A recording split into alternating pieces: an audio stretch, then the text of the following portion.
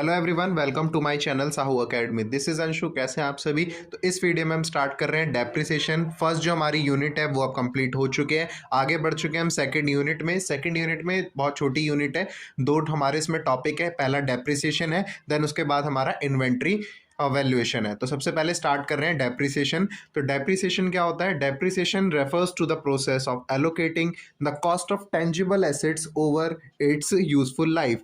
देखिए यहाँ पर सबसे पहले हम समझते हैं कि टेंजिबल एसेट्स क्या होते हैं। टेंजिबल एसेट्स वो एसेट होते हैं जो कि फिजिकली प्रेजेंट होते हैं, जिनका यूज हम लॉन्ग टर्म तक करते हैं, वो हमारे एसेट्स क्या होते हैं? टेंजिबल एसेट्स होते हैं। तो जो भी टेंजिबल एसेट्स होते हैं उन पर हमें डेप्रिसिएशन लगाना होता है। तो depreciation refers to the process of allocating the cost of tangible asset over the useful life. Depreciation क्या है? Allocating the cost. हमें क्या करना है डेप्रिसिएशन में? जितने भी हमारे टेंजिबल एसेट्स हैं जिन पर हम डेप्रिसिएशन लगा रहे हैं, उनकी कॉस्ट को एलोकेट करना है का ओवर अ यूजफुल लाइफ, जितनी भी उसकी यूजफुल लाइफ है। सिंपल सी बात समझे हम तो, डेप्रिसिएशन का मतलब होता है एसेट की वैल्यू में फॉल आना, एसेट की वैल्यू कम होना। अब ये एसिड की वैल्यू जो कम होती है उनके बहुत सारे कॉजेज हैं, जैसे कि वेयर टियर हो गया, या ऑब्सोलेंस हो गया, कोई एक्सीडेंट हो गया, या उसके वैल्यू कम हो रही है धीरे धीरे, उसको काफ़ी ज़्यादा हमने यूज़ कर लिया है। तो ये सभी कॉजेज होते हैं डेप्रिसिएशन के। तो depreciation this accounting method recognize the assets, जैसे कि मशीनरी पे, इक्विपमेंट पे, बिल्डिंग पे loss over a time to due to किस वजह से? जैसे मैंने आपको बताया, वियर टियर हो रहा है, ऑब्सोलेसेंस हो रहा है, या फिर यूसेज की वजह से उसकी वैल्यू क्या हो रही होती है? कम हो रही होती है। बट हमारी बुक्स में जो रिकॉर्ड है वो किस पे रिकॉर्ड है? हिस्टोरिकल बेस पे, जितने पे हमने खरीदा था। तो हम प्रॉपर अकाउंटिंग के लिए डेप्रिसिएशन लगाते हैं। Depreciation is use to match the expense of the asset with the revenue it generates adhering to the matching principle. Matching principle मैंने आपको बताया था कि जितना हमारा एक्सपेंस है वो रेवेन्यू से क्या होना चाहिए? मैच होना चाहिए। तो डेप्रिसिएशन वही करता है, जितना एसेट्स पे खर्चा आ रहा है और रेवेन्यू वो कलेक्ट कर रहा है, तो उसको वो क्या करता है? मैच करता है। तो इसी के लिए ये क्या है? डेप्रिसिएशन एक adhering to the matching principle in accounting. तो सिंपल टर्म्स में एक बार देख लेते हैं डेप्रिसिएशन क्या होता है। Depreciation is the decrease in the value of asset over a period of time. आगे बढ़ते हैं। नेक्स्ट है डिप्लीशन। देखिए अब यहाँ पर ना ये 2 नंबर में क्वेश्चन आ जाता है, डिप्लीशन क्या होता है, अमोर्टाइजेशन क्या होता है, ऑब्सोलेंस क्या होता है। तो ये हम देख लेते हैं। अब ये जो डेप्रिसिएशन है इसमें भी वैल्यू कम हो रही है एसेट की, डिप्लीशन है इसमें भी वैल्यू कम हो रही है एसेट की। बट डिप्लीशन क्या है? Depletion is the allocation of the cost of natural resources. वहां पर हमने टेंजिबल एसेट्स की बात करी थी, और यहाँ पर क्या है? नेचुरल रिसोर्सेज के बारे में बात होगी, जैसे कि माइंस हो गए, मिनरल्स हो गए, टिम्बर हो गए, over a period of time during which they are extracted or consumed. It is similar to depreciation but especially applies to the natural resources. तो सेम वही चीज, नेचुरल रिसोर्सेज के लिए अगर हम डेप्रिसिएशन लगा रहे हैं तो उसको बोलते हैं हम डिप्लीशन। कम होना, नेचुरल रिसोर्सेज कम हो रहे हैं तो क्या बोलते हैं? हम डिप्लीट हो रहे हैं। ठीक है। Key feature applies to wasting assets, जैसे कि माइंस में, ऑयल फील्ड्स में, फॉरेस्ट में, इनको हम बोलेंगे डिप्लीशन के अंदर आ रहे हैं। इनका यूसेज के बेस पे, एक्सट्रैक्शन के बेस पे rather देन टाइम। जैसे कि हम नॉर्मली टाइम पे करते हैं, 1 साल पे हमने डेप्रिसिएशन लगाया, 2 साल का डेप्रिसिएशन लगाया, उसके बेसिस पे नहीं करना। यहाँ पर हमें यूसेज या फिर एक्सट्रैक्शन के बेसिस पे कैलकुलेट करना है। Calculated using methods like unit of production method, यानी इसने इस कोई भी एसिड के वजह से, नेचुरल रिसोर्स के वजह से कि उसने कितना जो है यूनिट्स प्रोड्यूस कर लिए, देन उस बेसिस पर हम क्या लगाते हैं? डिप्लीशन लगाते हैं। तो इसमें बस आपको इतना समझना है कि डिप्लीशन जो है वो किस पर लगता है? नेचुरल रिसोर्सेज पर लगता है। आगे बढ़ते हैं। नेक्स्ट है हमारा अमोर्टाइजेशन। अमोर्टाइजेशन किस पे लगेगा? हमारे इनटेंजिबल एसेट्स पे, जैसे कि पेटेंट्स हो गया, ट्रेडमार्क्स हो गए, कॉपीराइट हो गया, गुडविल हो गया, इन पर जो लगता है उसको हम बोलते हैं amortisation. Is the systematic allocation of fund of intangible asset over their useful life. चलिए आगे बढ़ते हैं। नेक्स्ट है हमारा ऑब्सोलेसेंस। ये क्या होता है? It refers to the reduction in the value और the quality of an asset due to technological advancement. यानी यहाँ पर भी क्या हो रहा है? वैल्यू कम हो रही है हमारे एसेट के, बट रीजन क्या है? कि मार्केट चेंज हो गया है, कोई न्यू टेक्नोलॉजी आ चुकी है, या कंज्यूमर का जो प्रेफरेंस है वो अब बदल चुका है, इस वजह से जो है उसकी वैल्यू कम हो गई है, या अब वो इसको यूज नहीं करना चाहते। तो unlike depreciation, this is not always systematic calculated but it lead to accelerated depreciation या फिर राइट ऑफ। ठीक है गाइस। तो डेप्रिसिएशन हमने देखा कि हमारे इंटेंजिबल एसेट पर नहीं, सॉरी, जो हमारा डेप्रिसिएशन है वो हमारा टेंजिबल एसेट पर लग रहा है, वहीं हमारा एमोर्टाइजेशन वो इंटेंजिबल एसेट पे लग रहा है, और जो डिप्लीशन है वो नेचुरल रिसोर्सेज के ऊपर है, एंड ऑब्सोलेंस यानी ये भी एक तरीके से वैल्यू कम कर रहा है हमारे एसेट की, बट इसका जो फैक्टर्स है वो है टेक्नोलॉजिकल एडवांसमेंट, मार्केट चेंज हो रहा है, या फिर कंज्यूमर का प्रेफरेंस जो है, टेस्ट जो है वो अब चेंज हो रहा है। चलिए आगे बढ़ते हैं। नेक्स्ट हमारा फीचर ऑफ डेप्रिसिएशन। डेप्रिसिएशन के क्या क्या फीचर्स है? तो सबसे पहला, it is a gradual but continuous fall in the books of book value of the fixed asset, यानी कंटिन्यूसली जो है वो फॉल होता जाएगा फिक्स्ड एसेट की वैल्यू में। Depreciation in accounting is a process of allocating the depreciable cost, यानी over the estimated line of the life of the, यहाँ पर लाइफ आएगा फिक्स्ड एसेट, यानी जितनी भी एस्टिमेटेड लाइफ है हमारे एसेट की, मान लेते हैं हमने एस्टिमेट किया है कि 10 साल इसकी लाइफ है, तो उन 10 सालों में over a period of time इसकी वैल्यू को हम लगातार क्या कर रहे हैं, डिक्रीज कर रहे हैं, डेप्रिशिएट कर रहे हैं। कैसे? कॉस्ट माइनस स्क्रैप वैल्यू के बेसिस पे, यानी जितने की मेरी कॉस्ट थी, सपोज 1 लाख की मैंने मशीनरी खरीदी, जिसका मुझे पता है कि 10 साल उसकी लाइफ है और वो 10,000 रुपए में बिक जाएगी, तो मेरा कितना हुआ, 10, मैंने बोला 1 लाख रुपीज का मैंने इसको खरीदा, जिसमें से मैंने 10 के जो है वो रेसिडुअल वैल्यू है, 90,000 बचे। अब इन 90,000 को सपोज मैंने बोला कि 10 जो है वो इसकी यूजफुल लाइफ है 10 साल, तो हर साल डिप्रिसिएशन कितना कैलकुलेट होगा, 9,000 रुपीज का। So it arises directly through the deterioration because of use and indirectly through obsolescence. It is a charge against profit. Charge against profit है because जितना हमारा प्रॉफिट है अगर हम इसको लगा दे रहे हैं तो वो प्रॉफिट को कम कर रहा होता है। नॉन कैश एक्सपेंस है, इसके लिए कोई हमें पैसा पे नहीं करना होता, हम अपने एसेट्स में से ही इसकी वैल्यू को कम कर रहे हैं, एक एज्यूम्ड या फिर एस्टिमेटेड वैल्यू को। It has no relation with the market value of the asset, की मार्केट में क्या वैल्यू चल रही है उस बेसिस पे हम डेप्रिसिएट नहीं करते, हम अपने जो डेप्रिसिएशन है वो बुक वैल्यू पर ही लगाते हैं। चलिए आगे देखते हैं। नेक्स्ट है हमारा इसकी नीड क्या है, डेप्रिसिएशन को लगाने की क्या नीड है? तो सबसे पहला, to calculate the true income, जिससे कि हम अपनी रियल इनकम का पता कर सके, अपनी फाइनेंशियल पोजीशन को ट्रू दिखा सके। To retain out of profit fund for replacement, यानी देखिए फंड फॉर रिप्लेसमेंट हम यहाँ से बोल सकते हैं कि हम हर साल जो है 10-10 हजार रुपए क्या कर रहे हैं, एलोकेट कर रहे हैं, जिससे कि आगे हम कोई नई मशीनरी लें तो उसी वाले प्रोविजन में से हम उसको ले सके। Calculate the proper cost of the product, की प्रॉपर कितनी कॉस्ट है हमारे प्रोडक्ट की, लीगल रिक्वायरमेंट्स को मीट करता है। To allocate the cost of the fixed asset, fixed asset की भी कॉस्ट को एलोकेट करता है डेप्रिसिएशन। चलिए आगे बढ़ते हैं। आगे हमारा मेथड की कौन कौन से मेथड जो है वो यूज करते हैं हम डेप्रिसिएशन में, तो मेनली 2 मेथड है हमारे सिलेबस में। पहला है हमारा स्ट्रेट लाइन मेथड और दूसरा है हमारा रिटर्न डाउन वैल्यू मेथड। बाकी ये कुछ और मेथड भी हैं जो कि हमारे सिलेबस में नहीं है बट डेप्रिसिएशन में यूज होते हैं, जैसे कि एन्युटी है, डेप्रिसिएशन फंड मेथड है, इंश्योरेंस पॉलिसी है, मशीन आर रेट है, यूनिट ऑफ प्रोडक्शन है, या रिवैल्यूएशन मेथड है। तो इनमें से हमें इन दोनों को पढ़ना है, स्ट्रेट लाइन को और रिटर्न डाउन वैल्यू मेथड को। चलिए तो सबसे पहले हम देख लेते हैं स्ट्रेट लाइन मेथड, इसके साथ हम इसका एक क्वेश्चन भी करेंगे। ओके तो आपके स्क्रीन पे क्वेश्चन आ गया, आप इसे स्क्रीनशॉट ले लीजिए। यही वाला क्वेश्चन जो है हम सॉल्व करने वाले हैं सबसे पहले। तो ये जो क्वेश्चन है, बट इससे पहले मैं आपको एक कंसेप्ट क्लियर करा देता हूं। आई होप आपने स्क्रीनशॉट ले लिया होगा। इसमें होता क्या है, जब भी हम अब किसकी बात कर रहे हैं, अब हम करने वाले हैं एसएलएम मेथड, यानी स्ट्रेट लाइन मेथड। इस वीडियो में हम कवर करेंगे, इसका क्वेश्चन भी करेंगे। अब एसएलएम मेथड में क्या होता है, एक फिक्स्ड अमाउंट पे ही, मतलब जो ओरिजिनल अमाउंट है उसी पर डेप्रिसिएशन लगता है हर साल, ठीक है।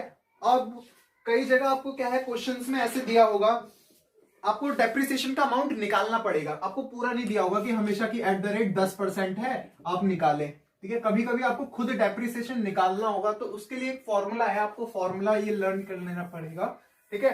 उसके बाद आप समझ जाएंगे। तो फॉर्मूला क्या है, डेप्रिसिएशन, बेसिकली ये मैं आपको क्वेश्चन में कराऊंगा तब समझ आ जाएगा, बट ये फॉर्मूला है तो फॉर्मूला आपको करना है, ठीक है।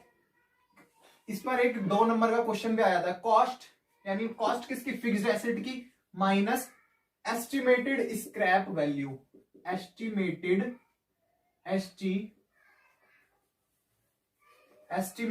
Scrap value, estimated scrap value आपको पता है क्या होता है? स्क्रैप का मतलब क्या होता है? मतलब किसी चीज को बाद में बेचना, कि अगर हम उसकी बाद में कीमत लगाएं, उसे बाद में बेचेंगे तो वो कितने की बिकेगी, तो वही है एस्टिमेटेड स्क्रैप वैल्यू अपॉन जितना हमने क्या कर दिया उस पे नंबर ऑफ एक्सपेक्टेड ईयर, कि कितने साल तक चलेगी वो, नंबर ऑफ एक्सपेक्टेड लाइफ या फिर एक्सपेक्टिव ईयर हम इसे कह सकते हैं। तो यहां से हम क्या निकाल सकते हैं कि उसमें कितना डेप्रिसिएशन लगेगा। तो इसी का क्वेश्चन करने वाला है, आई होप आपने स्क्रीनशॉट ले लिया होगा। उसी क्वेश्चन को मैं पढ़ता हूं, ठीक है? उस क्वेश्चन के हिसाब से इसे सॉल्व करेंगे।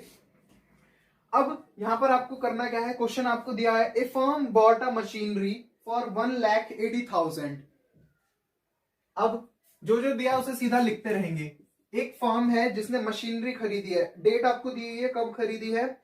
1 अप्रैल 2013। 1 अप्रैल 2013 को एक मशीनरी खरीदी है। मशीनरी कितने की खरीदी है? अमाउंट दिया है आपको, अमाउंट आपको दिया है 1,80,000, 1,80,000 रुपए की मशीनरी खरीदी है। फिर उसके बाद बोला गया है and 20,000 spent on it's installation, यानी 20,000 रुपए इसको लगवाने में और खर्च हो गए। कितने? 20,000 रुपए। इंस्टॉलेशन चार्जेस है ये, इंस्टॉलेशन चार्जेस, कि हमने इसे अपनी कंपनी में फिटेड कराया तो हमें 20,000 रुपए और लगे। तो अभी टोटल कॉस्ट कितने की बन गई हमारी मशीनरी की? 2 लाख रुपए की अभी मशीनरी हो गई, क्योंकि 1 लाख की मशीनरी और 20,000 इसमें क्या कॉस्ट लग गया? इंस्टॉलेशन कॉस्ट लग गया, इसलिए हम उसे ऐड कर देते हैं। तो ये 2 लाख रुपीज की अब मशीनरी हो गई, ठीक है? फिर आगे बढ़ते हैं, और क्या बोला है इसके बाद? हमें बोला गया है कि its life is estimated to be 5 year. जो इसकी एस्टिमेटेड लाइफ है वो लाइफ ओनली कितनी है? 5 साल की इसकी लाइफ है, ठीक है? 5 साल की लाइफ है। उसके बाद बोला गया है it estimated scrap value at the end of period was 10,000, यानी एस्टिमेटेड स्क्रैप वैल्यू बोला गया है। Scrap value, estimated scrap value हमें कितनी दी है? 10,000, यानी अगर हम इसे बाद में बेचेंगे 5 साल बाद तो ये कितने की बचेगी? कितने की बचेगी ये? 10 की। 10 ही बेच पाएंगे हम इसे, मतलब जो हम बेच के हमें अमाउंट मिलेगा वो सिर्फ 10,000 रुपए का ही अमाउंट मिलेगा, ठीक है? अब हमसे बोला गया है कि find the amount of annual depreciation and the rate of depreciation. अब हमें बोला गया है कि कितना एक साल में डेप्रिसिएशन लगेगा और कितना परसेंट पे लगेगा, यानी दो दो चीज हमसे पूछी है। तो सबसे पहले डेप्रिसिएशन निकालने का मैंने आपको फॉर्मूला बताया था, क्या होता है? Depreciation is equals to cost. अब यहां पर सीधा भरते रहेंगे। कॉस्ट कितनी है अब आपकी? 180 है या फिर 2 लाख है? आपकी कॉस्ट होगी कौन सी? 2 लाख वाली, ठीक है? क्योंकि 20,000 इंस्टॉलेशन चार्जेस भी लगे हैं, तो 2 लाख की मशीनरी हो गई, तो 2 लाख रुपए माइनस एस्टिमेटेड स्क्रैप वैल्यू कितनी दी हुई है हमें? क्वेश्चन में दी थी ये 10,000 रुपीज, माइनस 10,000 रुपीज अपॉन उसके बाद दिया नंबर ऑफ एक्सपेक्टेड ईयर। कितने एक्सपेक्टेड ईयर है? कितनी लाइफ है उसकी? 5 साल की, तो अपॉन 5। बस इसे सॉल्व करके हमारा क्या आ जाएगा? पूरा आंसर आ जाएगा। अब इसे करते कैसे हैं? अब देखें, अब यहां पर माइनस करेंगे, क्या आएगा? इसे एक बार चलो मैं इसे रब कर देता हूं, दोबारा एक बार लिख देता हूं मैं आपको, यहां से ढंग से दिखेगा आपको, ठीक है? मैंने आपको फॉर्मूला क्या बताया था? डेप्रिसिएशन का फॉर्मूला बताया था। तो डेप्रिसिएशन का फॉर्मूला क्या था? कॉस्ट। कॉस्ट कितने हैं यहां पर? 2 lakh rupees minus scrap value कितनी है? 10,000 अपॉन एस्टिमेटेड लाइफ कितनी दी हुई थी? 5 साल अपॉन 5। अगर मैं इसे सॉल्व करता हूं, ये कितना आ रहा है? 190 अपॉन 5, तो ये आ जाएगा 38,000 रुपीज। 38,000 रुपीज क्या आ गया? ये हमारा डेप्रिसिएशन आया है 1 साल का, यानी 1 साल में हमने कितना डेप्रिसिएशन लगा दिया उस पे? 38,000 रुपए, 38,000 रुपीज। अब इसमें बोला हमें क्या था कि find out the amount of annual depreciation and the rate of depreciation, कि कितना हमने डेप्रिसिएशन लगाया। अब ये कैसे निकालते हैं इसे समझते हैं, ठीक है? ये मैं रब कर देता हूं, आपको लिखना है लिख लीजिए, वीडियो को पॉज करके लिख लीजिए चाहे, या स्क्रीनशॉट ले लीजिए। अब हमें बताना है कि कितना परसेंट, ये हमें पता तो चलेगा कि 38% हमने 38,000 लगाया, बट अभी कितना परसेंट लगाया है ये निकालेंगे हम। तो यहां से रेट ऑफ डेप्रिसिएशन निकालेंगे। Rate of depreciation, rate of depreciation कितना आएगा। सबसे पहले हम डालेंगे कि कितना हमने डेप्रिसिएशन लगाया, फॉर्मूला इसका कि कितना डेप्रिसिएशन लगाया। चलो मैं पहले फॉर्मूला लिख दूंगा, अमाउंट ऑफ डेप्रिसिएशन शॉर्ट में लिख रहा हूं मैं यहां पर, अपॉन कॉस्ट, ठीक है, इनटू 100। ये इसका फॉर्मूला है एक तरीके से, ठीक है। उसके बाद अमाउंट ऑफ डेप्रिसिएशन कितना लगाया हमने, 38,000। कॉस्ट कितनी थी, 2 lakh rupees into 100, 2 lakh rupees. अब अगर हम इसे सॉल्व करते हैं तो ये आ रहा है हमारा 19% आ रहा है, 19%। 19% हमने क्या लगाया इस पे, डेप्रिसिएशन लगाया है। तो ये एक छोटा सा क्वेश्चन था जिसमें हमने देखा कि कैसे हम अमाउंट कैलकुलेट करते हैं। कई जगह आपको ऐसे ही पहले क्वेश्चन दिया जाएगा, फिर उसके बाद बोला जाएगा कि आप इतने साल का इसमें डेप्रिसिएशन लगाइए। तो सबसे पहले आपको यही चीज करनी है। अगर आपको डेप्रिसिएशन निकालना है तो सबसे पहले करना क्या है, कॉस्ट में से, ये 2 लाख है, कॉस्ट में से क्या माइनस करनी है, स्क्रैप वैल्यू अपॉन कितने साल की लाइफ है उसकी। ये हमारा आगे जैसे ही हमने करा, हमें पता चल गया हमने 38,000 रुपीज डेप्रिसिएशन लगाया। अब हमें ये पता करना है कि ये कितना परसेंट हमने लगाया। तो उसका एक फॉर्मूला मैंने बनाया कि अमाउंट ऑफ डेप्रिसिएशन, कितना हमने डेप्रिसिएशन लगाया, कितना लगाया, 38% लगाया है। 38 कितने का, 2 लाख का, 2 लाख का ही तो ये अमाउंट आया था, तो कितना आया, इंटू 100% लगाने के लिए क्या कर देते हैं, इंटू 100। ऐसे हमें पता चल गया कि 19% हमने इसमें डेप्रिसिएशन लगाया है। 19% डेप्रिसिएशन कंप्लीट। तो ये एक छोटा सा क्वेश्चन था। इसके बाद अब एक बिग क्वेश्चन करते हैं जो कि आपके पेपर में वैसा ही क्वेश्चन आएगा। ये तो जस्ट एक पार्ट था उस क्वेश्चन का। अब एक क्वेश्चन करते हैं, चलिए नोट कर लीजिए आप, इसे स्क्रीनशॉट ले लीजिए, मैं फिर आगे बढ़ते हैं। नेक्स्ट क्वेश्चन में आपको एक बार दिखा देता हूं कि कैसे वो नेक्स्ट क्वेश्चन है। आप एक बार इसका स्क्रीनशॉट ले लीजिएगा, मैं आपको क्वेश्चन दिखा देता हूं।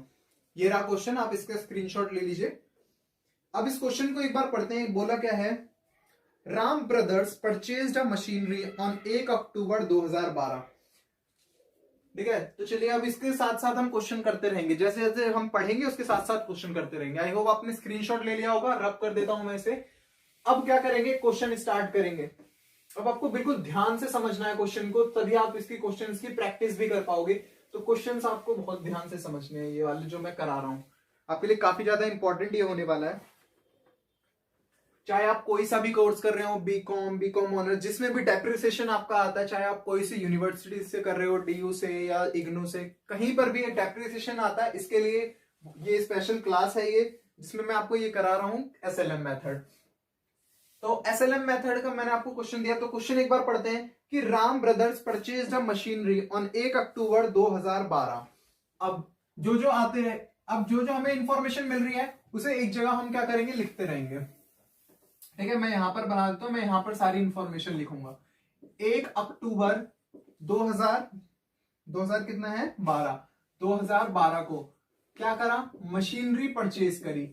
मशीनरी परचेज करी हमने 1,40,000 रुपए की, 1,40,000 रुपए की। ठीक है, फिर आगे बढ़ते हैं। And spent 10,000 on it's installation. अब इसमें फिर से क्या करा हमने, इंस्टॉलेशन चार्जेस हमारे लग गए कितने, 10,000 रुपीज। तो अभी मशीनरी कितने की हो गई, 1.5 लाख रुपए की, यानी 1,50,000 रुपीज। उसके बाद बोला गया है हमें कि the firm charge depreciation at the 10% per annum of the original cost every year.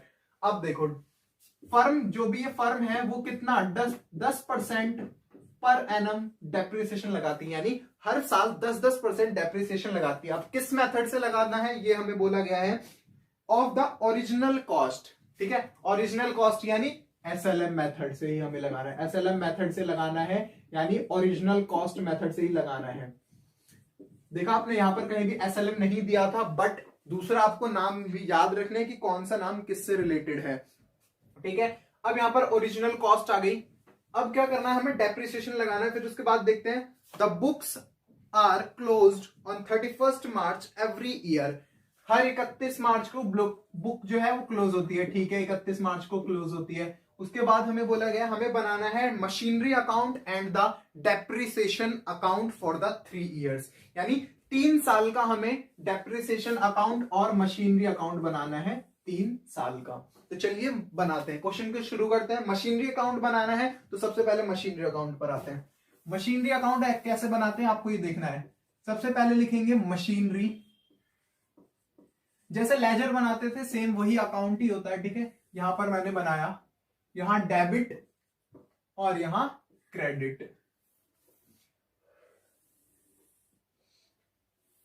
यहां पर डेट पर्टिकुलर्स, ठीक है। मेरे पास स्पेस की थोड़ी शॉर्टेज है तो मैं आपको छोटा छोटा मैं यहां पर लिख देता हूं,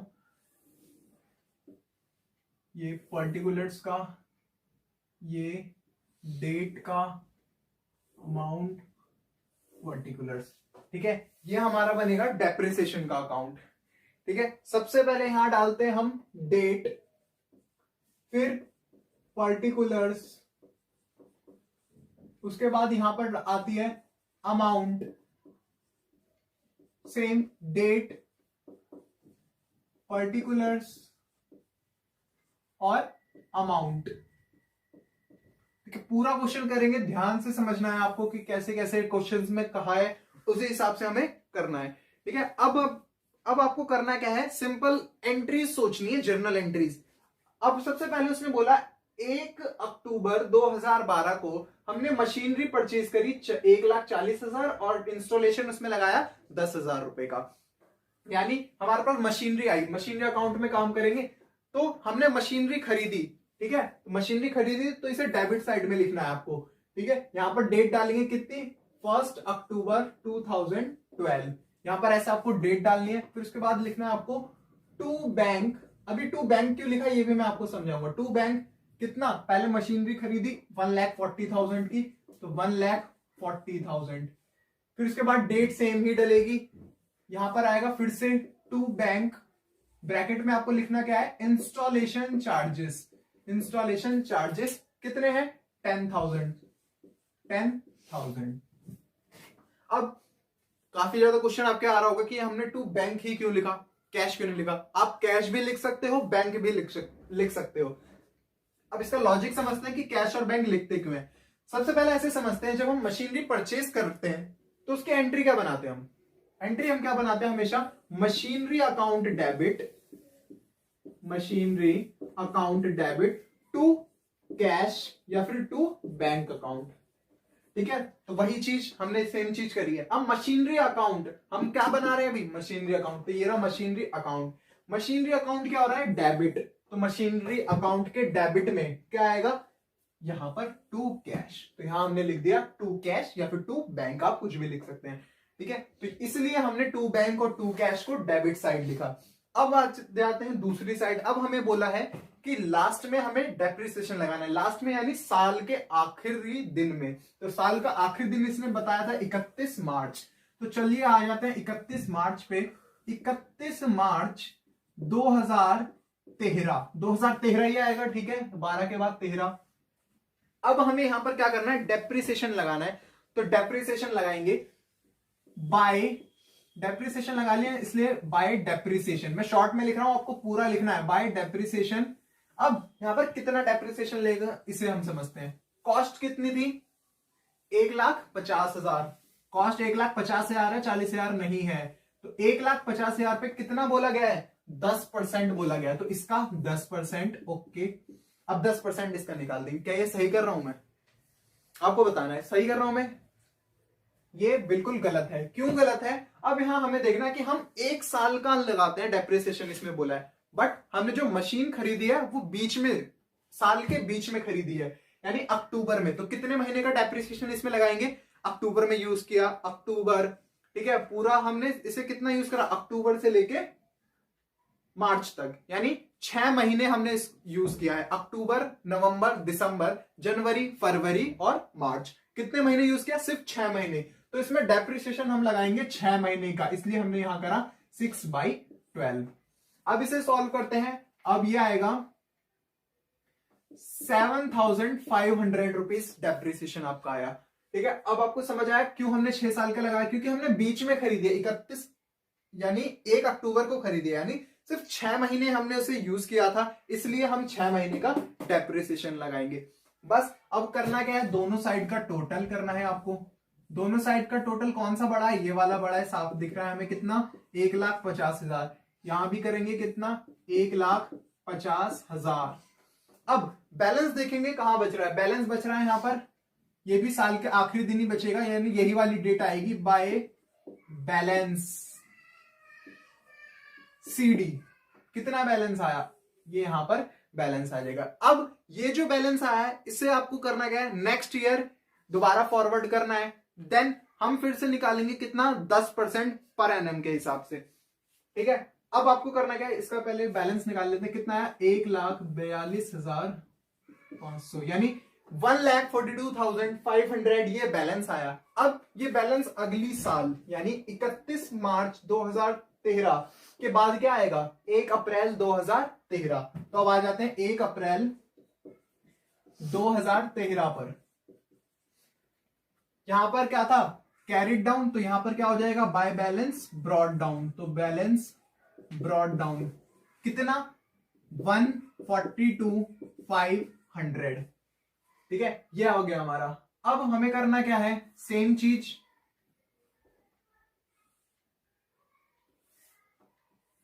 ठीक है। अब यहां पर करना क्या है, हमें 3 साल का डेप्रिसिएशन लगाना है। 1 साल का हमने डेप्रिसिएशन इसमें खत्म कर दिया, ऐसे ही हमें 3 साल का डेप्रिसिएशन लगाना था। तो 1 साल का यहां तक खत्म, अब दूसरे साल पे आ जाएंगे, यानी डेप्रिसिएशन हमेशा हम साल के एंड में लगाते हैं। तो साल का एंड यानी यहां पर आपको डेट डालनी है साल के एंड की। साल का एंड क्या होगा यहां पर, 31 मार्च, यहां पर आपको डेट डालनी है, यहां पर स्पेस की थोड़ी शॉर्टेज है तो आपको डेट डालनी है कौन सी, 31 मार्च 2000। अब यहां पर 2013 है, ठीक है, तो नेक्स्ट ईयर कौन सा होगा, मार्च वाला, 14। तो 2014 या 2014 पे हम डेप्रिसिएशन लगाएंगे लास्ट में। अब यहां पर डेप्रिसिएशन लगाएंगे तो बाय डेप्रिसिएशन, बाय डेप्रिसिएशन। अब किस पे लगेगा ये डेप्रिसिएशन, हम कौन से मेथड से कर रहे हैं, याद रखना, ओरिजिनल कॉस्ट पे। तो इसकी ओरिजिनल कॉस्ट कितनी है, ये है ओरिजिनल कॉस्ट, 1,50,000 रुपए। तो डेप्रिसिएशन भी इस पे लगेगा 1,50,000 रुपए का, कितना परसेंट हमें बोला है, 10%, ठीक है। तो अब ये इतना ही लगेगा, क्योंकि अब हमने इसे पूरा यूज किया है, पूरे साल यूज किया है, इसलिए हम इसे ऐसे ही डायरेक्ट 10% निकाल देंगे, 1 अप्रैल से लेके 31 मार्च यानी पूरा 1 साल। अब इसका 10% कितना आया, ये 15,000 रुपए। 15,000 रुपए क्या आ गया, इसका 1 साल डेप्रिसिएशन। ऐसे करते करते हमें 3 साल का क्या करना है, डेप्रिसिएशन इसमें लगाना है। अब 3 साल का डेप्रिसिएशन लगाना है तो 1 और 2 साल का डेप्रिसिएशन अब इसमें लग चुका है। सेम क्या करेंगे, दोनों साइड का टोटल करेंगे, जैसे पहले करते आ रहे हैं। दोनों साइड का टोटल कितना आएगा, 142,500। फिर यहां जो बैलेंस आएगा उसको कैरी डाउन करेंगे, यानी बाय बैलेंस, डेट वही डलेगी सेम, ठीक है, by balance CD, by balance CD. अब ये बैलेंस देखते हैं कितना आ रहा है, बैलेंस आ रहा है, इसे कैलकुलेट करेंगे, एक बैलेंस आ रहा है 1,27,500, 1,27,500 रुपए का बैलेंस आपका बच रहा है अब भी। अब इस बैलेंस को नेक्स्ट ईयर फिर से लेके आ जाएंगे। नेक्स्ट ईयर कौन सा होगा, 1 अप्रैल 2014 यानी 1 अप्रैल 2014 नेक्स्ट ईयर होगा। अब क्या करेंगे, वही बैलेंस आ जाएगा यहां पर, सेम बैलेंस बीडी यानी बैलेंस ब्रॉड डाउन, कितना है, 1,27,500। फिर 2 साल का हमने डेप्रिसिएशन लगा दिया, अभी लास्ट साल है हमारा डेप्रिसिएशन लगाने का। डेट डलेगी कौन सी, 31 मार्च 2000, यहां पर 14 से कौन सा आएगा, 15। यहां पर बाय डेप्रिसिएशन किस पे लगाएंगे, ओरिजिनल कॉस्ट पे, यानी 1.5 लाख रुपए पे 10%, 10% यानी 15,000 रुपए डेप्रिसिएशन इसमें लगेगा। कितना, 15,000 रुपए सेम। अब क्या करेंगे, दोनों साइड का सेम वही आपको टोटल करना है। दोनों साइड का टोटल करके जो आंसर आएगा, अब देखिए इसका टोटल कर लेते हैं, चलिए पहले दोनों साइड का टोटल कितना आ रहा है, 1,27,500 रुपए, 1,27,500 रुपए, ठीक है, ये आ गया। अब बैलेंस बचेगा बाय बैलेंस, कितना बैलेंस बच रहा है जल्दी देखेंगे, ये बचेगा आपका 1,12,500, ये आपका बैलेंस बच रहा है, ठीक है। अब ये वाला जो बैलेंस है वो क्या हो जाएगा, नेक्स्ट ईयर क्या हो जाएगा, ब्रॉड डाउन हो जाएगा। यानी यहां पर नेक्स्ट ईयर कौन सा होगा, 1 अप्रैल 2016, यहां पर ये क्या हो जाएगा, ब्रॉड डाउन हो जाएगा, यानी टू बैलेंस BD कितना 1,12,500 रुपए। बस यही हमारा क्या हो गया, मशीनरी अकाउंट क्लोज हो जाएगा। बस ये हमारे मशीनरी अकाउंट क्लोज। ये हमने क्या बना दिया, मशीनरी अकाउंट हमने बनाया। हमने कितने साल का बनाया, जितने साल का हमसे बोला था। क्वेश्चन में बोला था कि 3 साल के लिए आपको मशीनरी अकाउंट बनाना है, हमने 3 साल का मशीनरी का अकाउंट बना दिया। अब ये जो लास्ट में बैलेंस बच रहा है ना, अगर वो कहता और 4 साल के लिए तो सेम वही प्रोसेस चलता, ये जैसा प्रोसेस चला था सेम इसका ऐसे ही प्रोसेस। यानी 3 साल के लिए बोला गया था, ज्यादातर आपको 3 साल के लिए बोला जाएगा क्योंकि 4-5 साल का जो क्वेश्चन होगा वो काफी ज्यादा बड़ा हो जाएगा। ठीक है, तो 3 साल का, इसलिए मैंने आपको 3 साल के लिए ही कराया, 3 इयर्स वाला। तो ये आपका क्वेश्चन था जिसमें हमने क्या बनाया, मशीनरी अकाउंट हमने पूरा बनाया। अब मशीनरी अकाउंट के साथ साथ इसमें बोला आपको डेप्रिसिएशन अकाउंट बनाने को भी, कि पूरा क्वेश्चन, कंप्लीट क्वेश्चन हम करेंगे जिसमें आपकी सारी चीजें कवर हो जाएंगी। इसी क्लास से पूरा SLM मेथड आपका कवर हो जाएगा। अब क्या करते हैं, साथ ही साथ इसका डेप्रिसिएशन अकाउंट बना लेते हैं। बहुत ही सिंपल एक ट्रिक बताऊंगा आपको कैसे बनाना है, सिंपल सा है। आप इसे तब तक नोट करिए, मैं आपको डेप्रिसिएशन अकाउंट बताता हूं कि वो कैसे बनेगा। नोट करना है, नोट करिए, स्क्रीनशॉट लेना है, स्क्रीनशॉट लीजिए, जल्दी करिए आप। इसके बाद है डेप्रिसिएशन अकाउंट। डेप्रिसिएशन अकाउंट कैसे बनेगा ये करेंगे, चलिए करते हैं डेप्रिसिएशन अकाउंट। मैं यहां पर कर देता हूं, यहां पर बनाएंगे डेप्रिसिएशन अकाउंट।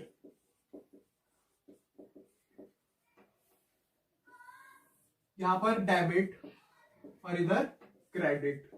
सेम जैसे हमने अकाउंट बनाया सारे वैसे ही अकाउंट बनेंगे। यहां पर क्या डलेगी, डेट, पर्टिकुलर्स, और यहां पर अमाउंट आएगा। सेम यहां पर डेट, पर्टिकुलर्स और अमाउंट, डेट,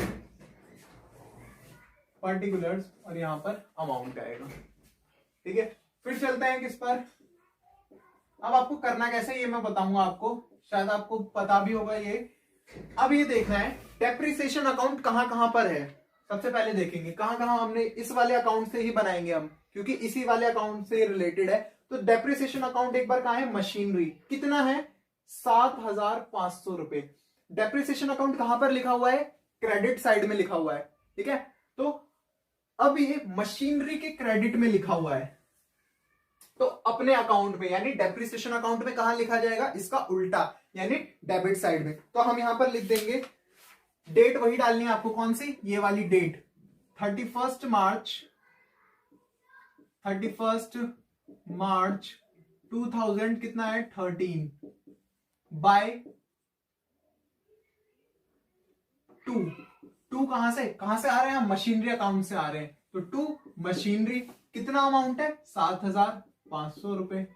बस सिंपल, ऐसे ही जहां जहां आपको डेप्रिसिएशन दिखे सेम चीज वही कर देनी है। ठीक है, ये हमने बना लिया। अब क्या करते हैं, लास्ट डे में आते हैं। अब ये मैंने आपको डेप्रिसिएशन बताया था कि डेप्रिसिएशन क्या होता है, एक लॉस होता है या एक एक्सपेंस होता है।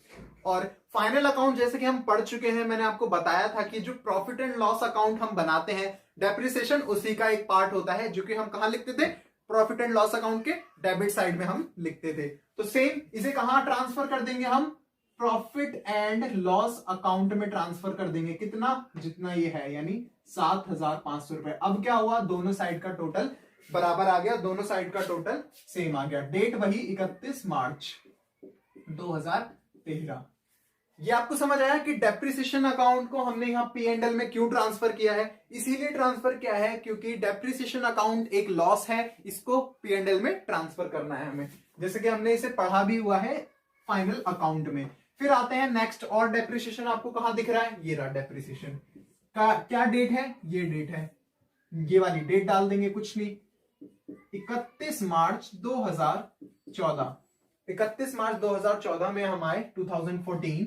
इसमें 2 मशीनरी, सेम कहां से आ रहे हैं हम, मशीनरी अकाउंट से आ रहे हैं। तो 2 मशीनरी कितना, जितना अमाउंट है 15,000 रुपए, 15,000 रुपीज। सेम इसको कहां ट्रांसफर कर देंगे, P&L अकाउंट में ट्रांसफर कर देंगे 15,000 रुपए। अब क्या हुआ, दोनों का साइड टोटल हो गया, यानी इसमें कोई बैलेंस नहीं बचा। फिर से देखेंगे डेप्रिसिएशन कहाँ है, यहां पर है डेप्रिसिएशन, यहां पर भी कितना 15,000। सेम डेट क्या है 31 March 2015, 31/3/15, 31 March 2015 and here to machinery account the amount is कितना है 15,000 रुपए, 15,000 rupees, the amount is 15,000 rupees. And of इसे क्या करेंगे ट्रांसफर कर देंगे किसमें P&L अकाउंट में 15,015 के। बस अब दोनों साइड का टोटल सेम आ गया, दोनों साइड का टोटल सेम आ चुका है। बस यही क्या बन गया हमारा डेप्रिसिएशन अकाउंट। अभी अकाउंट क्लोज कर दो, यहां से डेप्रिसिएशन अकाउंट क्लोज हो चुका है। तो यही है हमारा डेप्रिसिएशन अकाउंट और ये था हमारा मशीनरी अकाउंट। ये फुल एक क्वेश्चन है, पूरा एक क्वेश्चन था, ठीक है। अब वर्किंग आपको दिखानी होती है तो वर्किंग आप यहां पर दिखा सकते हो, बट इसमें कुछ ऐसी वर्किंग थी नहीं, बट इसमें एक वर्किंग नोट भी आपको बनाना होता है, तो आप उसे रफ वर्क जो आप करते हैं वही वर्किंग नोट होता है, ठीक है। तो आई होप आपको ये वाला क्वेश्चन समझ आया होगा। आज हमने पूरा SLM मेथड किया था, ठीक है। साथ ही साथ मैं आपको इसमें नेक्स्ट वीडियो में कराने वाला हूं क्या WDV मेथड आपको कराऊंगा, उसमें आपको मैं बताऊंगा। फिर ऐसा करते करते अभी कुछ क्लासेस और चलेंगी डेप्रिसिएशन की, तो ये काफी ज्यादा बड़ा टॉपिक है, इसलिए हम इसे अच्छे से कवर करने वाले हैं। तो इसे आप पूरा एक बार स्क्रीनशॉट ले लीजिए, आप स्क्रीनशॉट ले लीजिए एक बार।